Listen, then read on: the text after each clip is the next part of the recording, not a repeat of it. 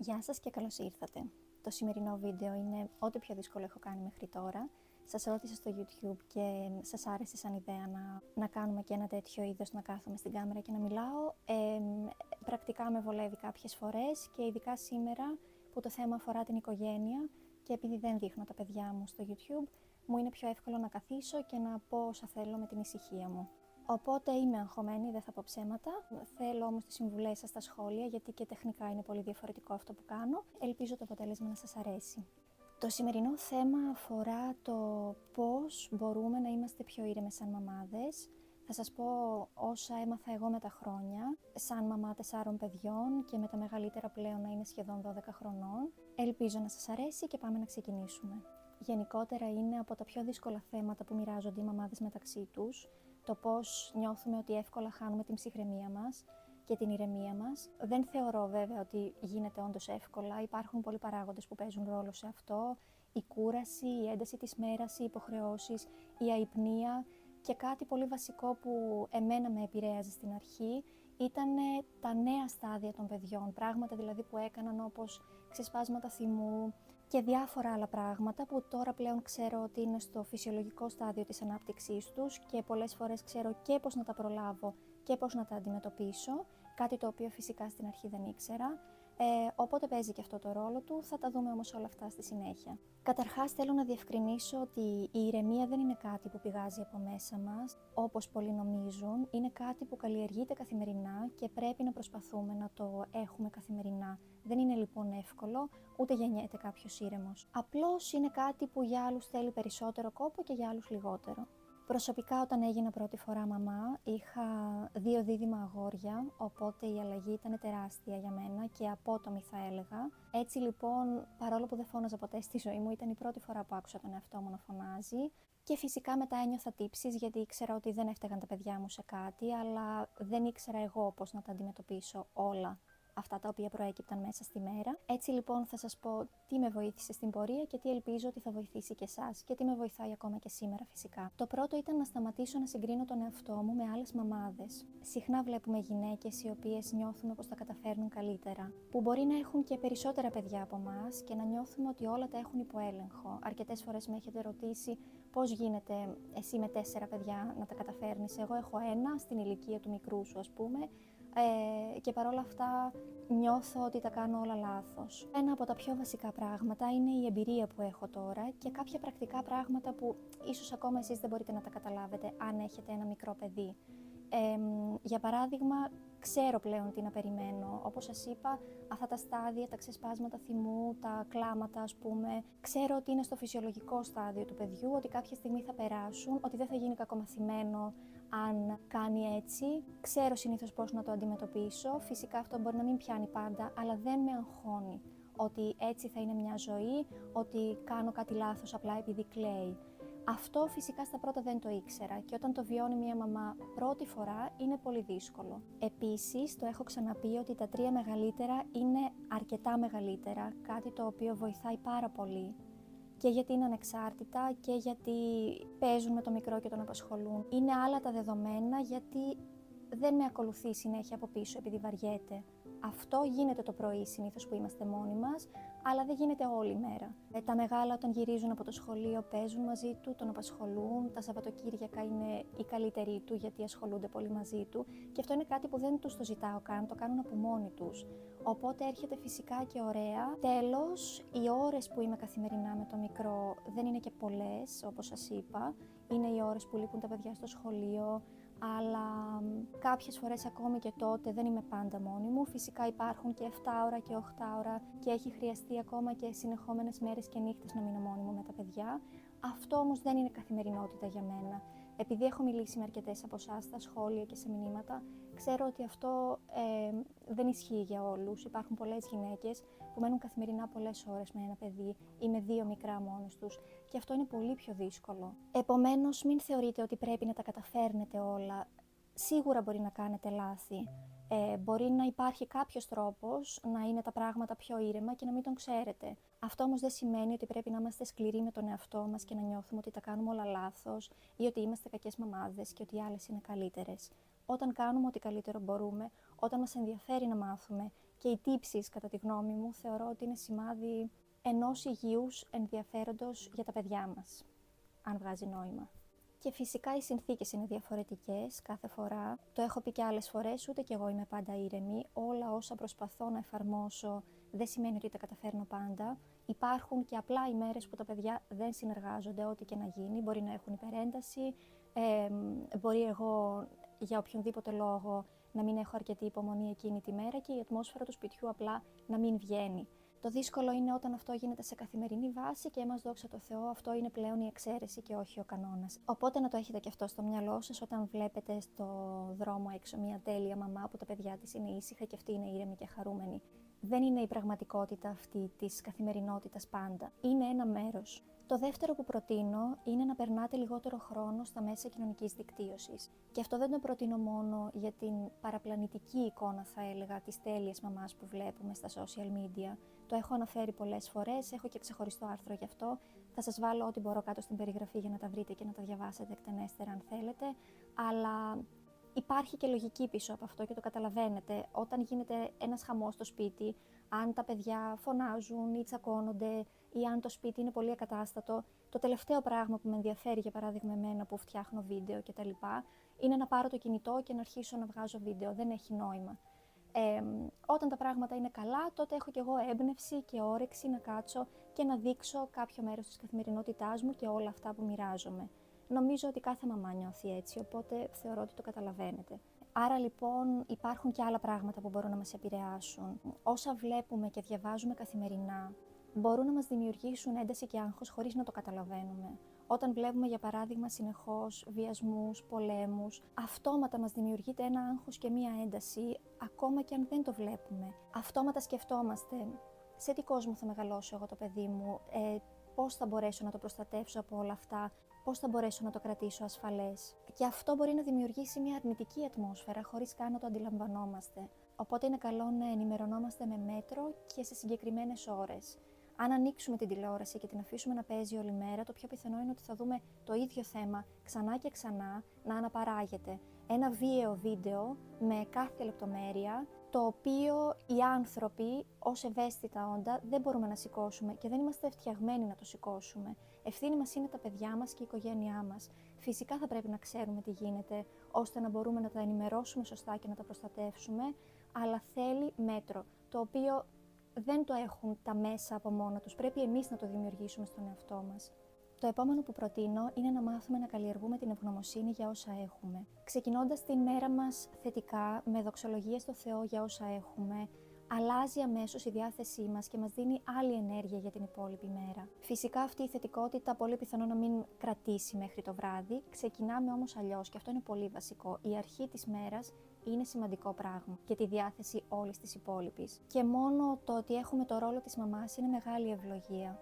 Είναι και ευθύνη, έχει την κούρασή της, αλλά αν βλέπουμε και το πόσο μεγάλο έργο επιτελούμε, μιλώντας όμορφα στο παιδί, αγκαλιάζοντάς το, παίζοντας, αυτά είναι πράγματα τα οποία κάνουμε για να επενδύσουμε στην ψυχή του. Οπότε ας δούμε λίγο περισσότερο τη μεγάλη εικόνα και όχι μόνο τις δυσκολίες της καθημερινότητας, τις μικρές και απλές. Και αν αρχίζουμε τη μέρα μας με αυτή τη σκέψη, μπορεί να μας δώσει κίνητρο για την υπόλοιπη μέρα. Κάτι άλλο είναι να απλοποιήσουμε την καθημερινότητά μας όσο γίνεται περισσότερο. Έχω μιλήσει άπειρες φορές γι' αυτό. Ένα από τα βασικά θέματα του καναλιού μου και του blog είναι η απλή ζωή και είναι πολύ βασικό για μένα. Όσο περνάνε τα χρόνια, τόσο πιο πολύ θέλω να απλοποιώ και με έχει βοηθήσει τρομερά. Δεν είναι εύκολο πάντα. Υπάρχουν πολλοί τρόποι να το κάνουμε. Ο ένας είναι τα λιγότερα πράγματα στο σπίτι. Το έχω πει πολλές φορές, έχω κάνει ιδιαίτερη αναφορά πολλές φορές. Φυσικά δεν είναι μόνο τα πράγματα, είναι και το καθημερινό μας πρόγραμμα. Για παράδειγμα, το πόσες δραστηριότητες έχουν τα παιδιά. Επειδή ξέρω όμως ότι οι απόψεις σε αυτό το θέμα δίστανται και ότι δεν είναι εύκολο πάντα αυτό, προτείνω τουλάχιστον να επενδύσετε το χρόνο σας στο άλλο. Να έχετε ένα πιο απλό σύστημα στο πώς κάνετε τις δουλειές του σπιτιού και στο να έχετε λιγότερα πράγματα γενικότερα στο σπίτι. Αυτό βοηθάει πραγματικά τρομερά. Κάτι άλλο που με βοήθησε εξ αρχής είναι το να διαβάζω βιβλία θετικής διαπαιδαγώγησης. Υπάρχουν άπειρα βιβλία στην εποχή μας και δεν είναι μόνο τα πρακτικά tips τα οποία βοηθάνε πραγματικά πάρα πολύ, αλλά είναι και όπως είπα το να μάθεις τι να περιμένεις σε κάθε ηλικία που είναι πολύ βασικό. είναι πολύ καλύτερο να διαβάσει κανείς προληπτικά ένα βιβλίο και να ξέρει τι να περιμένει σε κάθε ηλικία, παρά να τα βλέπουμε, να τα ζούμε και να τα μαθαίνουμε εκ των υστέρων. Γιατί το απροσδόκητο πολλές φορές μπορεί να δημιουργήσει άγχος σε εμάς και να αντιδράσουμε με τρόπο που αργότερα μετανιώνουμε, όπως σας είπα και στην αρχή. Αν δεν θέλετε να απευθυνθείτε στη σύγχρονη ψυχολογία, γιατί καταλαβαίνω ότι υπάρχει πάντα ένας ενδιασμός πάνω σε αυτό, υπάρχουν και πολλά βιβλία με χρήσιμες συμβουλές από πατέρες της Εκκλησίας μας και Αγίους φυσικά. Προσεγγίζουν τη γονεϊκότητα σε πρακτικό επίπεδο, αλλά κυρίως το παρουσιάζουν ως ένα βαθύ, πνευματικό και ουσιαστικό έργο. Προσωπικά επιλέγω να διαβάζω και από τις δύο κατηγορίες, αν δεν είναι η πρώτη σας φορά εδώ το ξέρετε. Μου αρέσει ό,τι διαβάζω όσον αφορά τα βιβλία ψυχολογίας να είμαι επιλεκτική. Υπάρχουν πράγματα που απορρίπτω, υπάρχουν πράγματα που με βοηθάνε και μπορώ να πω ότι έχω δει πολλά κοινά στοιχεία από συμβουλές του Αγίου Πορφυρίου και του Αγίου Παϊσίου, για παράδειγμα, και αντίστοιχες συμβουλές από βιβλία ψυχολογίας και θετικής διαπαιδαγώγησης, οπότε έχω πάρει καλά στοιχεία και από τα δύο. Θα σας βάλω στην περιγραφή συνδέσμους και από τις δύο κατηγορίες. Εννοείται ότι δεν θεωρώ ότι χρειάζεται να τα αγοράσετε όλα αυτά. Εμένα, επειδή μου αρέσει σαν θέμα, γιατί μου αρέσει γενικότερα να ασχολούμαι με τα παιδιά, δεν αφορά μόνο τα δικά μου παιδιά ως μαμά, μου αρέσει να διαβάζω πολλά. Μπορείτε να διαλέξετε ένα που θεωρείτε ότι σας ταιριάζει και να μείνετε σε αυτό. Και εννοείται τις δικές σας προτάσεις τις περιμένουμε στα σχόλια. Ξέρω ότι διαβάζουν και άλλες μαμάδες σχόλια από άλλες μαμάδες και βοηθιούνται, οπότε γίνεται πολύ ωραία δουλειά. Έχουμε φτιάξει μια πολύ ωραία κοινότητα και οι συμβουλές σας είναι όλες πολύτιμες. Κάτι άλλο πολύ σημαντικό είναι να ακούμε άλλες μαμάδες επιλεκτικά. Πολύ σημαντικό. Τα πάντα παίζουν ρόλο στο πώς συμπεριφέρεται ένα παιδί. Η ιδιοσυγκρασία του, η ηλικία του, το αν έχει μεγαλύτερα παιδιά και πόσα χρόνια διαφοράς έχουν μεταξύ τους, το φύλο του, τα πάντα. Το ότι μία μαμά λέει ότι εγώ κάνω αυτό και δουλεύει σε μένα, δεν σημαίνει ότι δουλεύει για όλους. Γι' αυτό και εγώ ότι μοιράζομαι, λέω πάντα ότι είναι η προσωπική μου γνώμη. Έχω ακούσει μαμάδες που λένε ότι έχω ένα παιδί αλλά κάνει για 10. Το πιστεύω, γιατί το βλέπω. Οπότε δεν θα μπω στη διαδικασία να κρίνω το πόσα παιδιά έχει η κάθε μαμά και το αν μπορεί να τα καταφέρει ή όχι. Το ότι μπορεί να κάνουμε λάθη ισχύει. Το ότι μπορούμε να πάρουμε μια συμβουλή που δεν είχαμε σκεφτεί ίσως και να την δοκιμάσουμε, πάλι μπορεί να μας ωφελήσει πολύ.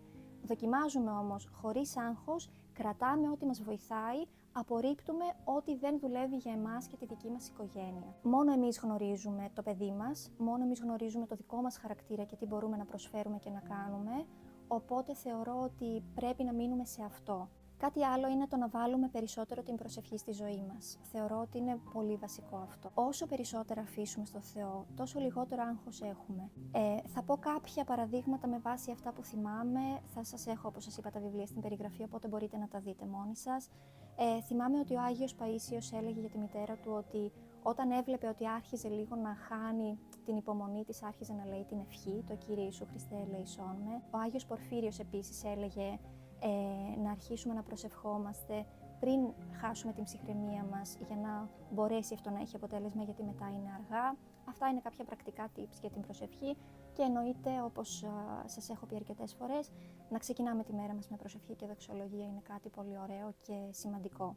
Κάτι άλλο που άκουσα πρόσφατα και μου άρεσε πάρα πολύ, το έλεγε ένας γέροντας, δεν θυμάμαι ποιος, το είδα σαν σύντομο βίντεο στο ίντερνετ, να χαμογελάμε περισσότερο. Και αυτό φυσικά εκείνος το έλεγε ως γέροντας στους μοναχούς του. Με έβαλε όμως σε σκέψεις και με έκανε να καταλάβω ότι σίγουρα μπορεί να επηρεάσει και τη δική μας ψυχολογία μέσα στη μέρα και να μπορέσουμε να το εφαρμόσουμε αυτό και εμείς στο σπίτι μας για τα παιδιά μας. Χαμογελώντας περισσότερο, μπορεί να ζορίζουμε λίγο τον εαυτό μας στην αρχή, αλλά σίγουρα βοηθάει μακροπρόθεσμα και βγαίνει και πιο φυσικά και πιο εύκολα στην πορεία. Αυτόματα όμως δημιουργείται μια θετική ατμόσφαιρα η οποία μεταδίδεται στα παιδιά μας, ακόμα και αν δεν το καταλαβαίνουμε. Και αυτό το ευχάριστο συναίσθημα που δημιουργείται στα παιδιά μας επιστρέφει πάλι σε εμάς. Άρα το κάνουμε και για εκείνα, αλλά και για μας. Θα το πω πρακτικά για να το καταλάβουμε.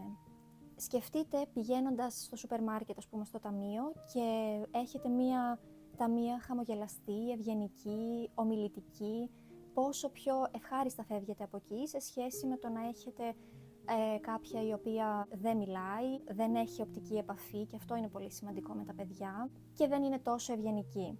Μπορείτε να δείτε σε κάθε περίπτωση τι συναίσθημα δημιουργείται σε εσάς για να καταλάβετε περίπου πώς αντίστοιχα μπορεί κάτι τέτοιο να επηρεάζει και τα παιδιά σας. Φυσικά αυτό δεν μπορούμε να το κάνουμε πάντα, αλλά αξίζει να το προσπαθήσουμε και να το δοκιμάσουμε, γιατί είναι αλλιώς να είμαστε με μούτρα όλη μέρα λόγω κούρασης κτλ. Και αλλιώς να προσπαθούμε να χαμογελάμε και να απολαμβάνουμε όσο γίνεται περισσότερο αυτές τις στιγμές με τα παιδιά μας. Και το τελευταίο, το οποίο τώρα το σκέφτηκα, είναι να ζητάμε βοήθεια από άλλους. Το ξέρω ότι δεν είναι πάντα εύκολο. Ξέρω πως υπάρχουν μαμάδες οι οποίες είναι κάθε μέρα για πολλές ώρες στο σπίτι μόνος τους. Να μην έχετε όμως τη γνώμη και την πεποίθηση ότι επειδή εσείς δεν δουλεύετε και είστε υπεύθυνες για το σπίτι και τα παιδιά και ο άντρας δουλεύει, ότι δεν είναι υπεύθυνος για οτιδήποτε άλλο στο σπίτι και ότι όταν επιστρέφει απλά θα ξεκουράζεται μέχρι να πάει ξανά για δουλειά. Είστε γονείς και οι δύο. Εννοείται ότι θα χρειαστεί το χρόνο του για να ξεκουραστεί, υπάρχει αυτή η ανάγκη και είναι λογικό. Αυτό όμως δεν σημαίνει ότι δεν έχει άλλο ρόλο μέσα στην οικογένεια. Και δεν το ρίχνω στους άντρες, γιατί ξέρω ότι είναι πολλοί που ευχάριστα θα βοηθούσαν. Απλώς εμείς βάζουμε αυτό το βάρος μόνοι μας στον εαυτό μας και δεν ζητάμε βοήθεια. Και θεωρώ ότι αυτό είναι λάθος. Μπορούμε να ζητήσουμε συγκεκριμένα πράγματα από τον άλλον. Στις περισσότερες περιπτώσεις, πιστέψτε με, θα έχετε θετική ανταπόκριση. Αυτά λοιπόν είναι όσα προτείνω εγώ, όσα προσπαθώ εγώ να εφαρμόσω και όσα έμαθα με τα χρόνια. Φυσικά δεν έχω γίνει η τέλεια μαμά, ούτε τα καταφέρνω πάντα όπως σας είπα στην αρχή. Έχω σίγουρα αλλάξει όμως σε σχέση με το πώς ήμουν κάποτε, νιώθω πιο ήρεμη, πιο χαρούμενη, απολαμβάνω πιο πολύ τα παιδιά μου και αυτό είναι κάτι το οποίο κάνετε όχι για τα παιδιά σας, αλλά και για τον εαυτό σας. Είναι τα πιο ωραία χρόνια όταν τα παιδιά είναι μικρά και δυστυχώς τα χάνουμε μέσα στα άγχη και στις αμφιβολίες και στις τύψεις και στην κούραση. Ας μην βιαζόμαστε να μεγαλώσουν. Το ξέρω ότι οι μέρες περνάνε αργά, τα χρόνια όμως περνάνε γρήγορα και το έχω πει πάρα πολλές φορές. Και εγώ πραγματικά το κατάλαβα όταν γεννήθηκε το 4ο παιδάκι μας και συνειδητοποίησα ότι κάποτε τα μεγάλα ήταν έτσι. Θέλω λοιπόν να απολαύσω αυτά τα χρόνια όσο έχω τα παιδιά μου στο σπίτι, γιατί ξέρω πως δεν θα επιστρέψουν ποτέ. Και είναι μια μοναδική ευκαιρία κάθε μέρα και για μας και για εκείνα να δημιουργήσουμε όμορφες αναμνήσεις. Και ας κρατήσουμε αυτά τα θετικά. Θα υπάρχουν δύσκολες στιγμές κάθε μέρα, θα υπάρχουν όμως και ευχάριστες στιγμές μέσα σε αυτή τη μέρα. Κρατήστε αυτά. Βγάλτε μια φωτογραφία όταν έχετε μια ευχάριστη στιγμή με το παιδί σας. Βγάλτε βίντεο, κρατήστε τα και δείξτε τα στα παιδιά. Έτσι θα έχετε όλοι ένα θετικό συναίσθημα για αυτή την οικογενειακή ζωή, στο σπίτι και εκτός. Αυτά για σήμερα. Ελπίζω να σας άρεσε το σημερινό βίντεο. Να μου πείτε αν σας άρεσε φυσικά και αν θέλετε αντίστοιχα βίντεο. Στην περιγραφή θα σας έχω το αντίστοιχο άρθρο και κάποια άλλα άρθρα ίσως που θα σας βοηθήσουν και όπως σας είπα και τα βιβλία. Σας ευχαριστώ πολύ που ήσασταν και σήμερα εδώ. Πείτε μου στα σχόλια και εσάς τι βοηθάει να είστε ήρεμες. Θα τα ξαναπούμε σύντομα. Γεια σας.